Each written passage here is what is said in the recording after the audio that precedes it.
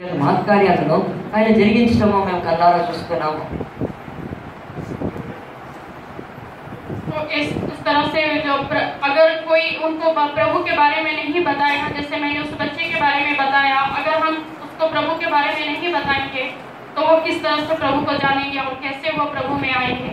ఒకసారి ఆలోచించండి, ఆ చిన్న పిల్లడు సాక్ష్యం చెప్పారు కదా, ఆ పిల్లడికి ఎవరైనా యేసు ప్రభు ఉన్నాడని, ఆయన ప్రేమిస్తున్నాడని, ఆయన ప్రేమ మరి ఈ లోకంలో ఉందని చెప్పకపోతే చిన్న పిల్లడు ఎట్లా తెలుసుకుంటాడు? సొంతంగా అయితే తెలుసుకోలేడు కదా. यहाँ पर जैसे पास्टर भी बोल रहे थे कि बहुत सारे यहाँ जवान बच्चे हैं. పాస్టర్ చెప్తున్నాడు, చాలా మంది ఎవరు వస్తున్నారు ఈ సంఘంలో. जरूर हमें प्रभु के सेवकाई के लिए हमें आगे बढ़ना है, क्योंकि बहुत सारे ऐसे लोग हैं जिनको पता नहीं कि प्रभु कोई हमसे प्रेम करता है. वो अपने जीवन में प्रेम की कमी महसूस करते हैं, जैसे मैं भी अपने जीवन में प्रेम की कमी महसूस कर रही थी. మరి నేను మరి ఇప్పుడు మీరు చాలా మంది యవనస్తులు ఉన్నారు, మీరందరూ కూడా ఈ లోకంలో ఒకటి నమ్మండి, ఈ లోకంలో ఎవరు ప్రేమించకపోయినా దేవుడు ప్రేమిస్తున్నాడని చెప్పడానికి ఎవరో ఒకరు కావాలి.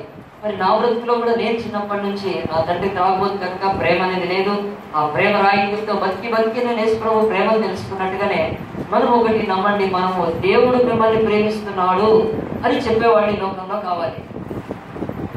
अगर हम प्रभु के बारे में उसके पास नहीं जाएंगे तो सच में बहुत ही ऐसे ही वो नाश हो जाएंगे. మరి మనము దేవుని ప్రేమతో వాళ్ళ దగ్గరికి వెళ్ళకపోతే నిజంగా నష్టపోతారు వాళ్ళు, లేకపోతే నశించిపోతారు వాళ్ళు. हमारे राजस्थान में रोनेचा करके एक जगह है, రాజస్థాన్ లో మరి రోణచో అనే ఒక స్థలం ఉంది. वहाँ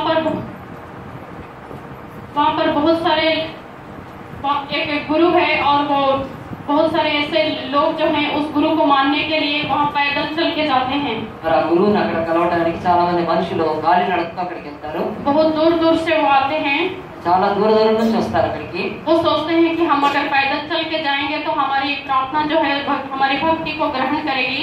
మరి అలాగే నడుచుకుంటూ వెళ్ళడంతో అలా కష్టపడటంతో అక్కడున్న మరి ఆ యొక్క గురువు లేకపోతే ఆ దేవుడు ఆయన మమ్మల్ని అంగీకరిస్తాడు అని నమ్ముతారు.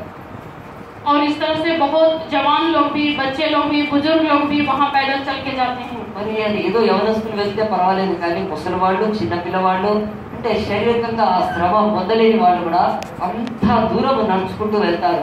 लेकिन उनका जाना कोई भी फायदा नहीं है. మరి అక్కడికి వెళ్ళడము వారికి ఏ మాత్రం ప్రయోజనం కాదు అని చెప్తున్నారు.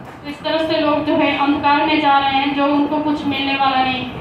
నమ్మండి, మరి అనేకులు ఇలాగున చీకట్లోకి వెళ్తున్నారు, ఏదో చేస్తే ఏదో కలుగుతుందని నమ్ముతున్నారు. మరి ఆ విషయం మనం ఆలోచించాలి. इसलिए मैं आपसे रिक्वेस्ट करती हूँ कि आप जरूर प्रार्थना में हमारे राजस्थान को प्रार्थना में याद कीजिए कि प्रभु वहाँ पर और सारे जो जैसे मैं बताई 34 डिस्ट्रिक्ट है और भी लोग हैं वो प्रभु को नहीं जानते हैं, और भी डिस्ट्रिक्ट को कवर करना है, उनके लिए प्रभु और भी मिशनरियों को तैयार करे और वहाँ सेवकाई के लिए भेजे. దయచేసి మరి మా కొరకు ప్రార్థన చేయండి. నేను సేవా పరిచయం చేస్తున్న రాజస్థాన్ ప్రాంతంలో 34 జిల్లాలు ఉన్నాయి. మరి సేవకులు చాలా తక్కువ మంది ఉన్నారు. ఇంకా దేవుడు మీరు ప్రార్థన చేస్తే మీరు ప్రార్థన చేయాలి. అనేక సేవకులు పంపబడి ఇంకా మరి దేవుని సేవ జరగని, స్వార్థ ప్రకటింపబడని, దేవుని ప్రేమ తెలియని ప్రాంతాలలో మరి దేవుని యొక్క స్వార్థ ప్రకటింపబడాలని మీరు భారంగా ప్రార్థన చేయండి. నా కొరకు కూడా ప్రార్థన చేయండి.